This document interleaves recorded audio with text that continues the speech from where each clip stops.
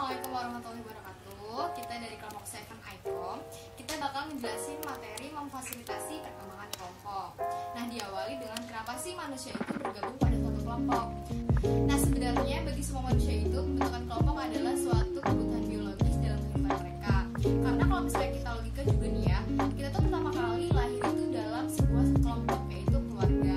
Nah, di sini ada alasan mengapa orang bergabung dengan kelompok itu dapat ditempatkan dalam 5 kategori besar. Nah, yang pertama itu ada kebutuhan interpersonal, kedua tujuan individu, yang ketiga ada tujuan kelompok atau tim, yang keempat ada ketertarikan interpersonal, dan yang terakhir yang kelima itu adalah daya tarik kelompok. Dan semua itu bakal dijelasin sama teman-teman aku di video ini, jadi tonton sampai akhir. Selanjutnya, subbab kedua dari memfasilitasi perkembangan kelompok ada kebutuhan interpersonal. Kebutuhan interpersonal sendiri terbagi menjadi 2 teori. Yang pertama ada teori Maslow dan teori Scratch. Teori Maslow itu membicarakan tentang teori hierarki atau tatanan, di mana kebutuhan terbagi atas beberapa tingkat yang terbagi menjadi beberapa level. Semakin tinggi maka level tersebut semakin naik. Level terendah berada pada kebutuhan fisiologis. Kebutuhan fisiologis itu merupakan kebutuhan dasar seperti kebutuhan akan makanan, kebutuhan akan minuman, dan kebutuhan akan udara. Jika kebutuhan dasar tersebut, salah satu kebutuhan dasar tersebut tidak dapat dipenuhi, maka kebutuhan yang lainnya tidak dapat dipenuhi. Selanjutnya ada kebutuhan akan keamanan. Kebutuhan akan keamanan ini berarti kebutuhan akan proteksi. Bisa kita andaikan jika kita berada dalam suatu kelompok di mana dalam kelompok tersebut terjalin hubungan yang harmonis antar anggotanya, hubungan anggotanya itu baik, maka secara tidak sadar kita sebagai manusia itu akan merasa aman dan nyaman berada dalam kelompok tersebut. Selanjutnya, setelah naik tingkat lagi, jadi kebutuhan fisiologis dan kebutuhan keamanan merupakan kebutuhan yang mendasar.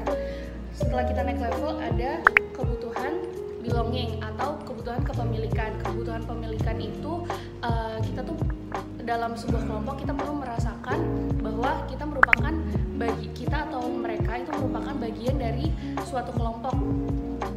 Sama seperti keamanan, kebutuhan kepemilikan sebenarnya sudah terpenuhi sejak kita kecil dalam keluarga. Namun seiring berjalannya waktu, seiring kita bertumbuh dewasa, kita akan mencari kebutuhan tersebut di luar keluarga. Selanjutnya ada kebutuhan esteem atau kebutuhan eksistensi diri. Kebutuhan eksistensi diri ini setelah kita mengembangkan sense of belonging atau rasa kepemilikan, kita tuh perlu menghormati atau menghargai orang lain. Jadi saat kita berada dalam suatu kelompok, kita tidak semata-mata hanya untuk merasa diterima, tapi kita perlu merasakan bahwa kita tuh berharga atau mereka berharga dan kita harus dihargai orang lain.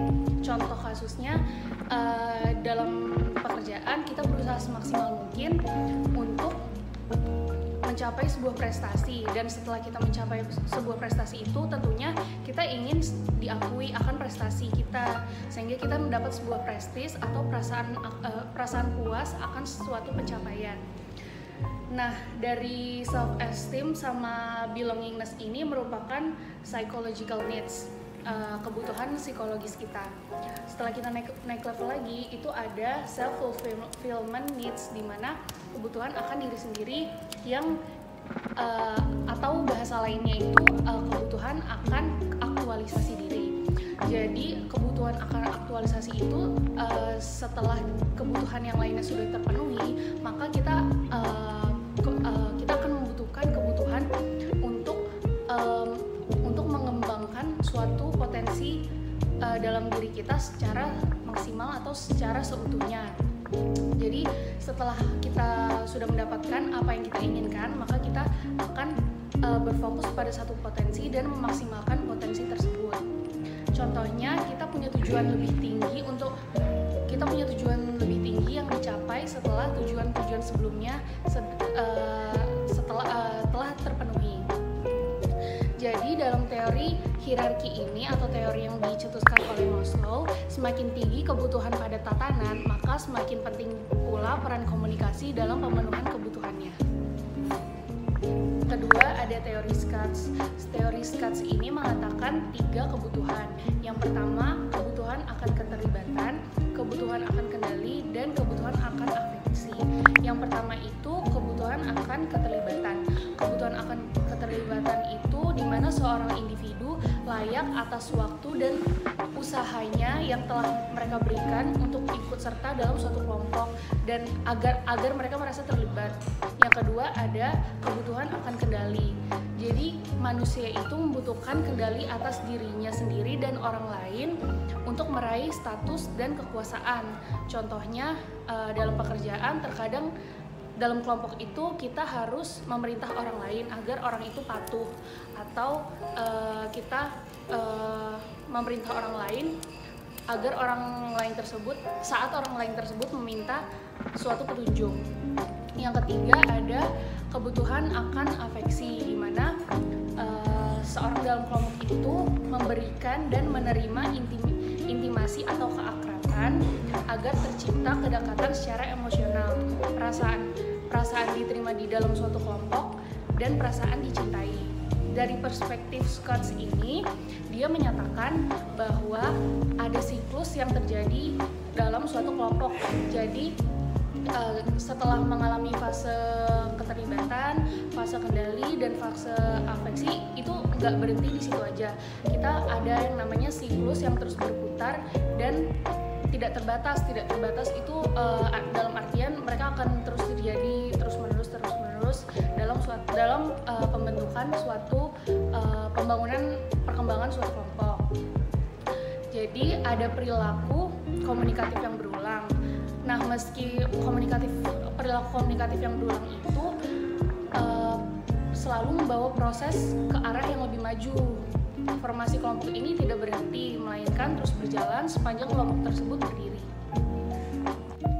Jadi di sini saya akan membahas mengenai individual dan tujuan kelompok. Nah, untuk individual yaitu seseorang yang akan masuk kepada sebuah kelompok tentu sebelumnya memiliki tujuan yang ingin dia capai. Nah, nanti tujuan itu biasanya dia bawa saat bergabung kepada kelompok. Nah, tujuan individu dan tujuan kelompok yang bertentangan atau tidak sesuai biasanya akan mengurangi produktivitas anggota tersebut dalam kelompok. Nah, sebaliknya jika individual dan tujuan kelompok itu sama ataupun selaras, nantinya mereka akan lebih giat lagi dalam mewujudkan tujuan tersebut.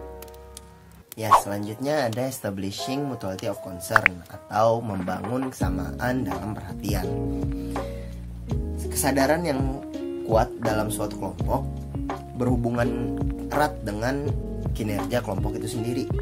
Orang-orang di suatu kelompok membawa berbagai tingkat komitmen dan perhatian atau kepedulian kepada kelompoknya. Karena tingkat kepedulian anggota kelompok itu berbeda-beda. Hal ini dapat mempengaruhi kepuasan mereka kepada kelompoknya. Tujuan individu dapat mempengaruhi tujuan kelompok. Mereka yang terkena dampak langsung oleh masalah mungkin akan menjadi lebih aktif di kelompoknya. Makanya mengklarifikasi mutuality of concern dapat menyelesaikan banyak kesalahpahaman yang menghindari konflik yang tidak perlu. Anggota kelompok harus dengan jelas menyatakan komitmen, kebutuhan, dan tujuan pribadi mereka mengenai bidangnya. Meskipun kebutuhan dan tujuan individu dapat menyatukan kelompok, mereka juga dapat memecah kelompok. Kebutuhan dan tujuan individu yang tidak memuaskan atau tidak dapat diklarifikasi dapat menjadi agenda yang tersembunyi. Apa sih agenda tersembunyi itu? Itu adalah di mana seorang individu bekerja untuk tujuan pribadinya, sementara tampaknya dia bekerja untuk tujuan kelompoknya. Agenda tersembunyi seperti itu bisa sangat mengganggu kelompok. Makanya membangun mutuality of concern dapat membantu mengurangi pengaruh negatif ini. Variabel lain yang membangun mutuality of concern adalah komunikasi dalam tim virtual. Sementara tim virtual memiliki keunggulan dalam mengintasi ruang dan waktu, mereka juga sering menjadi tempat kemalasan sosial yang didefinisikan sebagai kecenderungan orang menahan diri untuk tidak berkontribusi atau bermalas-malasan. dalam suatu kelompok karena mereka menganggap orang lain akan menyelesaikan pekerjaan itu. Dalam situasi apapun, interaksi dari kebutuhan individu dan kelompok akan menyebabkan satu dari 4 hasil yang memungkinkan.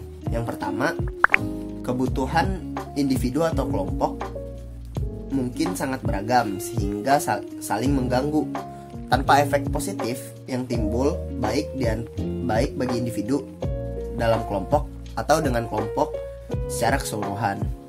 Yang kedua, interaksi kelompok dapat menghasilkan realisasi tujuan kelompok, sementara kebutuhan individu tidak terpenuhi. Yang ketiga adalah satu atau lebih anggota kelompok dapat memenuhi kebutuhan mereka, sehingga merugikan atau menghancurkan kelompok. Dan yang terakhir adalah kebutuhan individu dan kelompok dapat berbaur begitu lengkap, sehingga kebutuhan yang direalisasikan oleh kelompok secara keseluruhan adalah kebutuhan yang sama yang ingin disadari atau dilengkapi oleh individu tersebut. Dalam kelompok ideal yang terintegrasi penuh, alternatif keempat ini terwujud. Sangat mementingkan kepentingan dapat menggabungkan kebutuhan dan tujuan individu dan kelompok. Lalu selanjutnya ialah ketertarikan interpersonal. Banyak orang yang kurang tertarik untuk berada dalam suatu kelompok sehingga mereka lebih nyaman untuk mengenal secara personal dengan orang lain. Lalu apa saja faktor-faktor dalam ketertarikan mengenal secara personal kepada orang lain? Yang pertama ialah faktor kesamaan.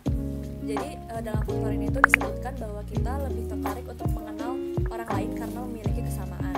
Sebagai contoh, kita memiliki kesamaan latar belakang, kepercayaan, sikap, hobi, dan lain-lain. Lalu yang kedua ialah saling melengkapi. Teori menyebutkan bahwa kita akan lebih tertarik untuk mengenal orang lain apabila saling melengkapi.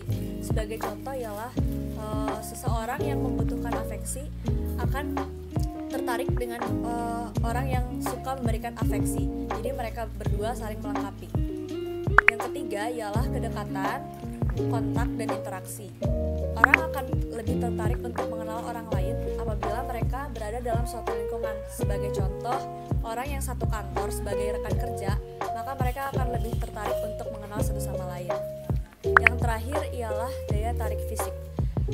Tak dapat dipungkiri, daya tarik fisik adalah salah satu faktor yang dapat mempengaruhi orang untuk mengenal orang lain. Sebagai contoh, ada seseorang yang dianggap cantik oleh orang lain, maka orang lain ini akan tertarik untuk mengenal orang yang dianggapnya cantik. Nah, selanjutnya ada daya tarik kelompok. Suatu kelompok ini memiliki daya tarik bagi seseorang agar orang tersebut bergabung ke dalam kelompok tersebut. Nah, itu tuh ada 3 faktor. Yang pertama itu ada aktivitas kelompok, kedua ada tujuan kelompok, dan yang ketiga itu ada keanggotaan kelompok. Yang pertama ada aktivitas kelompok. Orang itu bisa tertarik untuk bergabung ke suatu kelompok itu karena aktivitas yang dilakukan oleh kelompok tersebut. Karena aktivitas tersebut itu bisa memberi penghargaan bagi diri sendiri. Nah, yang kedua itu ada tujuan kelompok. Terkadang juga orang itu bergabung pada suatu kelompok karena tujuan yang dimiliki oleh suatu kelompok tersebut. Jadi biasanya tuh orang bergabung ke kelompok yang emang punya tujuan sama dirinya sendiri. Yang terakhir itu ada keanggotaan kelompok. Nah, selain dari aktivitas sama tujuannya bisa menarik orang untuk bergabung ke suatu kelompok, keanggotaan juga bisa menarik seseorang untuk bergabung ke kelompok tersebut. Misalnya nih ya, ada pejabat perusahaan itu pengen banget sih eksekutif mudanya untuk bergabung ke dalam kelompok sipil karena menurut dia itu bagus bagi hubungan masyarakat terhadap ke perusahaannya itu sendiri. Udah deh. Untuk selanjutnya saya akan menjelaskan tentang pengembangan budaya dan kelompok. Salah satu sumber keanekaragaman yang semakin umum dalam komunitas global adalah interaksi di antara orang-orang dari latar belakang budaya yang berbeda. Budaya adalah sistem pengetahuan, perilaku, sikap, kepercayaan, nilai, dan norma yang dipelajari bersama oleh sekelompok orang. Bagaimana orang-orang dari budaya yang berbeda menanggapi konteks dan sikap mereka terhadap kontak pribadi memiliki pengaruh langsung pada pembentukan dan perkembangan kelompok. Nah, perkembangan kelompok sendiri terbagi menjadi 4 macam. Yang pertama adalah individualisme dan kolektivisme. Kelompok sering mengalami kesulitan membangun norma nama dan peran karena variasi budaya dan individualisme di antara anggota kelompok. Kesejahteraan kolektif lebih diutamakan daripada pencapaian individu. Oleh karena itu, orang-orang dari budaya kolektivis cenderung melihat individualis yang tegas sebagai egois, sementara individualis mungkin menafsirkan rekan kolektivis mereka sebagai orang yang lemah. Lalu, yang kedua ada budaya konteks tinggi dan budaya konteks rendah. Budaya konteks tinggi adalah budaya yang lebih menekankan komunikasi nonverbal. Dalam budaya konteks tinggi, lingkungan fisik lebih penting dalam membantu komunikator menafsirkan pesan. Nah, untuk budaya konteks rendah sendiri itu lebih menekankan pada ekspresi verbal. Individu dari budaya konteks rendah lebih menekankan seperti pidato, terus mereka mungkin berbicara lebih banyak daripada yang memiliki budaya konteks tinggi yang tadi. Orang-orang dari budaya konteks rendah biasanya kurang sensitif terhadap isyarat nonverbal lingkungan dan situasi dalam menafsirkan pesan orang lain. Dan yang ketiga ada homogenitas dan keanekaragaman. Ketika kita bergabung atau ditugaskan ke dalam kelompok, kita cenderung menemukan bahwa dalam kelompok terdapat keragaman. Nah, kelompok kerja yang beragam pada awalnya lebih banyak mengalami masalah, tetapi seiring berjalannya waktu, mereka menjadi lebih produktif daripada kelompok yang homogen atau sama. Keragaman dalam kelompok menghasilkan hasil yang positif untuk kelompok, terutama dengan hasil yang berorientasi pada tugas atau produktivitas kerja. Dan yang terakhir ada budaya kontak tinggi dan budaya kontak rendah. Nah, untuk budaya kontak tinggi sendiri itu lebih menekankan pada orang yang nyaman disentuh atau secara fisik dekat dengan orang lain. Nah, untuk budaya kontak rendah sendiri cenderung lebih suka ruang yang pribadi, biasanya kurang melakukan kontak mata dengan orang lain, dan jauh lebih tidak nyaman dengan sentuhan atau didekati orang lain. Seperti itu. Formasi kelompok seiring berjalannya waktu. Ketika sebuah kelompok terbentuk, maka kelompok tersebut selalu akan terus tumbuh dan berkembang seiring berjalannya waktu. Skema yang paling terkenal untuk menuju ke pembentukan kelompok tersebut diajukan oleh Bruce Tuckman. Skema yang pertama adalah ketidakpastian, kecemasan, dan kehati-hatian berperilaku antar anggota kelompok. Yang kedua adalah kompetitif antar individu anggota kelompok dan konflik antar anggota untuk memenuhi kebutuhannya masing-masing. Dan yang ketiga adalah penyelesaian konflik yang muncul karena masalah yang disebabkan sebelumnya. Kelompok selalu berubah seiring berjalannya waktu. Ketika anggota lama keluar, pasti ada anggota yang baru yang akan muncul untuk memasuki kelompok tersebut. Ketika keanggotaan kelompok berubah, kelompok mengalami fase keanggotaan yang berbeda. Bisa saja kelompok balik lagi kepada sebuah titik skema Bruce Tuckman tadi yang baru saja dijelaskan. Bisa saja kelompok akan muncul ketidakpastian di dalam kelompok tersebut dan mungkin akan muncul konflik baru ketika anggota baru muncul dalam kelompok tersebut. Harapan kelompok yang positif terhadap anggota baru akan meningkatkan hasil kesuksesan yang dihasilkan oleh anggota baru. Begitu juga melihat perubahan keanggotaan tim sebagai hal yang menguntungkan akan meningkatkan kemungkinan hasil yang baik. Segitu aja pemaparan materi dari kelompok 7 ICOM mengenai memfasilitasi perkembangan kelompok. Semoga dapat dimengerti bagi teman-teman semua. Kalau misalnya kalian punya pertanyaan, kalian bisa langsung komen di